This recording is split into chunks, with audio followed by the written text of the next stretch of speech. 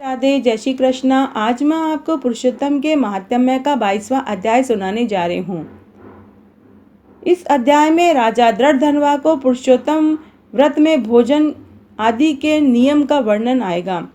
महात्म्य सुनने से पहले अगर अभी तक आपने मेरे चैनल को सब्सक्राइब नहीं किया है तो कृपया मेरे चैनल को सब्सक्राइब करें, साथ में बेल जरूर प्रेस करें ताकि मेरे आगे आने वाले वीडियो की नोटिफिकेशन आपको सबसे पहले मिले। और अगर आपको कहानी अच्छी लगे तो कमेंट बॉक्स में जय हो पुरुषोत्तम भगवान की जरूर लिखें। धन्यवाद। महात्म्य इस प्रकार है। राजा दृढ़धनवा बोले, हे तपोधन, पुरुषोत्तम के व्रत में क्या भोजन करना चाहिए, क्या नहीं करना चाहिए, व्रत का क्या नियम है, वह हमें विस्तार से कहिए।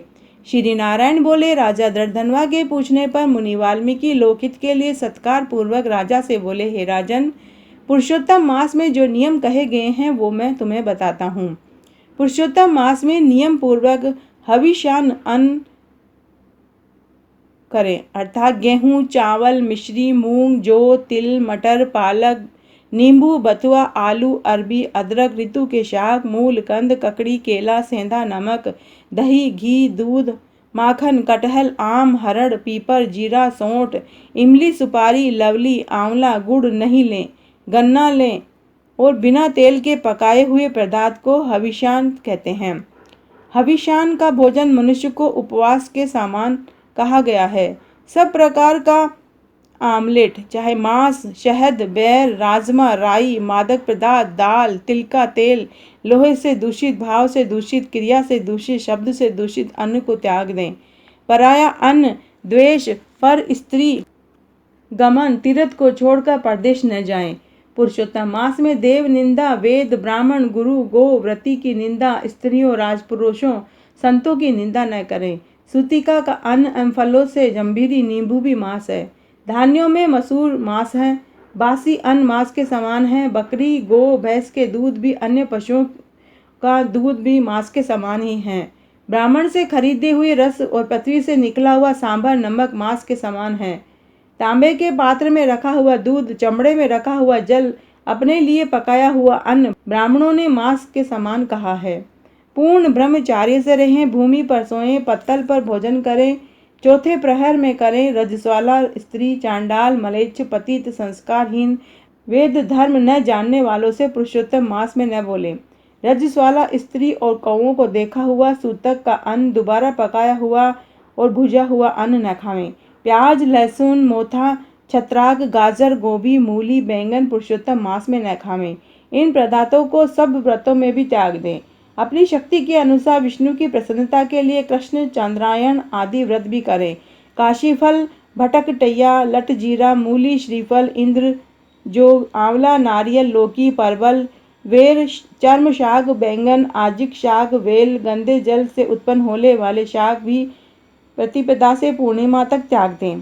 गृहस्थी पुरुष सदा रविवार को आंवला त्याग दे। पुरुषोत्तम की प्रसन्नता के लिए जिन दो वस्तुओं का त्याग करे वह उन वस्तुओं को ब्राह्मण को देकर फिर खावें। हे राजन, व्रती पुरुष इन नियमों को कार्तिक और माघ मास में भी न करे, क्योंकि नियम के बिना व्रती मनुष्य को कोई फल प्राप्त नहीं होता। शक्ति हो तो निराहार रहकर पुरुषोत्तम का व्रत करें, अथवा घी पीकर या दूध पीकर बिना मांगे जो मिल जाए उसी को खाकर व्रत करने वाला शक्ति अनुसार फलाहार करे, जिससे व्रत भंग न हो। बुद्धिमान पुरुष वही करे।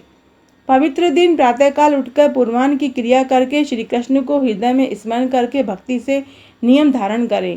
हे भूपते, भक्त उपवास व्रत, नक्त व्रत और एक मुक्त व्रत, इनमें से एक का निश्चय करके व्रत आरंभ करें। पुरुषोत्तम मास में भक्ति से श्रीमद् भागवत कथा सुने तो इस पुण्य का वर्णन करने से विधाता भी समर्थ नहीं है। पुरुषोत्तम मास में 1,00,000 तुलसी दल से शालिग्राम का पूजन करने का पुण्य फल मिलता है।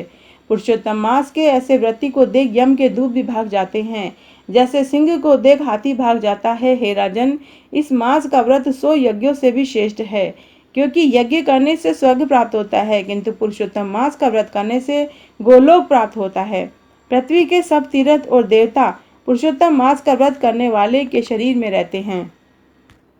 इसका व्रत करने से बुरे स्वप्न, दरिद्रता, तीनों प्रकार के कायिक, वाचिक, मानसिक पाप नाश हो जाते हैं। पुरुषोत्तम भगवान की प्रसन्नता के लिए इंद्र, यम, वरुण आदि देवता पुरुषोत्तम मास के व्रत में तत्पर हरि सेवक सब विघ्नों से रक्षा करते हैं। पुरुषोत्तम मास का व्रत करने वाला जहाँ रहता है वहाँ भूत प्रेत पिशाच यज्ञ राक्षस नहीं रहते। हे राजन, इस प्रकार जो पुरुष पुरुषोत्तम मास का विधि पूर्वक पूजा करता है उसके फल को साक्षात शेष नाग भी कहने में समर्थ नहीं है।